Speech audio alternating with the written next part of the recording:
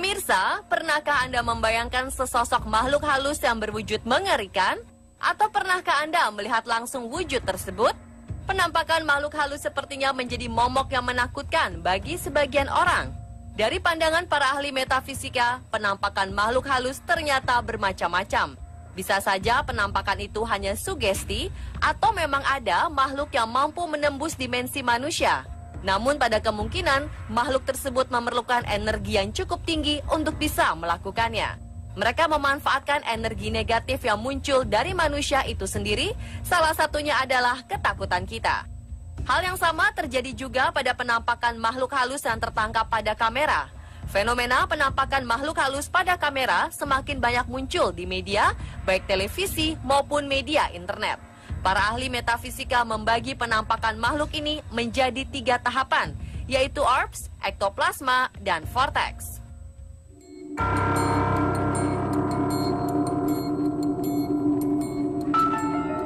Orbs berasal dari kata orbis yang artinya benda-benda yang berbentuk bulat. Bentuk ini sering muncul di banyak lokasi ketika difoto, mulai dari alam yang masih terjaga dan tempat-tempat spiritual atau ibadah. Jika di tempat spiritual, orbs sering terlihat melayang-layang di atas kepala peserta ibadah. Orbs bergerak cepat, sehingga tidak semua kamera bisa menangkapnya. Untuk menangkap orbs, kita harus memakai kamera digital dengan resolusi di atas 1,3 megapiksel. Pernyataan ini sering jadi perdebatan dengan beberapa ilmuwan lain. Orbs pada kamera diduga merupakan partikel debu, uap, atau tetesan air yang tertangkap kamera. Orbs akan sangat jelas terlihat saat kita menggunakan sinar flash ketika memotret. Namun dugaan ini terpatahkan ketika Joan Osseran, seorang ilmuwan yang peduli tentang kehidupan laut, menemukan orbs pada foto bawah laut yang diambilnya. Jika orbs merupakan partikel-partikel kecil, kenapa muncul juga di dalam air? Maka beberapa ilmuwan menyimpulkan bahwa orbs bisa terjadi karena partikel atau debu yang menempel di lensa ataupun yang terbang di dekat lensa. Bisa juga terjadi karena adanya makhluk halus yang ada di ruangan lokasi pengambilan foto. Jika orbs yang terbentuk merupakan bulatan putih dan tempatnya selalu sama, maka itu merupakan hasil dari partikel kecil atau debu yang berterbangan. Namun jika orbs yang terbentuk menghasilkan warna yang berbeda dan tempat yang berbeda-beda, maka itu merupakan tanda keberadaan makhluk halus. Makhluk halus yang muncul dalam bentuk orbs diduga belum memiliki kekuatan yang besar, sehingga yang tampak hanya berupa bulatan-bulatan kecil.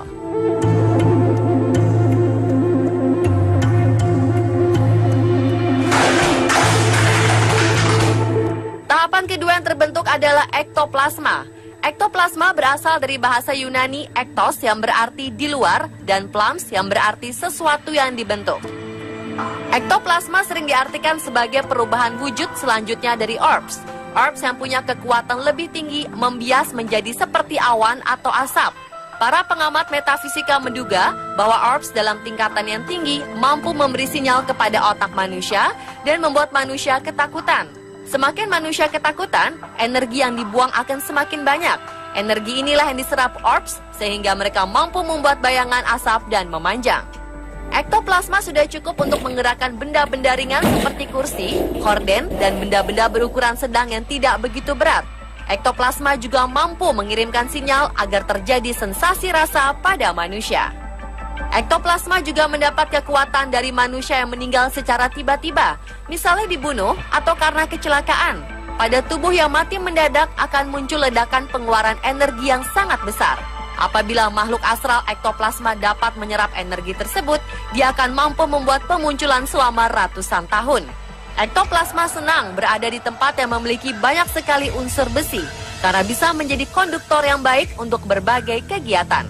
Makanya di reruntuhan bangunan sering muncul pergerakan misterius, kemungkinan pergerakan itu dihasilkan oleh makhluk halus yang berwujud ektoplasma.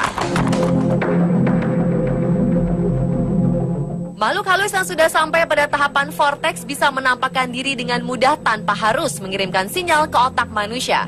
Inilah yang membuat mereka juga bisa tertangkap kamera dalam wujud seperti manusia, misalnya tuyul dan kuntilanak. Mengapa mereka bisa sampai pada tahap ini? Karena adanya kerjasama dengan manusia. Manusia yang mempelajari ilmu sihir seperti santet, guna-guna, susuk, dan lain sebagainya akan mengeluarkan energi negatif yang diserap oleh makhluk ini. Semakin lama dia bekerja sama dengan manusia, semakin bertambah energinya untuk menembus dimensi dunia manusia. Tidak hanya mampu menampakkan diri, Vortex juga mampu menggerakkan benda-benda yang lebih besar dan lebih berat, seperti perahu, bahkan mampu menggerakkan tubuh manusia. Para ilmuwan berpendapat kemunculan Vortex ini merupakan tanda bahwa daerah penampakan itu terjadi karena adanya kerjasama antara manusia dengan makhluk halus. Jadi manusia sendirilah yang menyebabkan kemunculan makhluk halus ini dengan wujud-wujud yang mengerikan.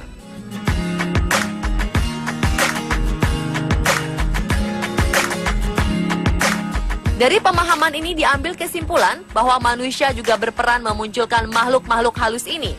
Energi negatif yang dipancarkan oleh manusia menjadi makanan bagi mereka untuk bisa meningkatkan kekuatan hingga mampu mencapai tahapan Vortex. Jadi, ada baiknya kita mengurangi energi negatif itu. Hindari ketakutan yang berlebihan terhadap sugesti-sugesti yang muncul dan selalu berpikiran positif.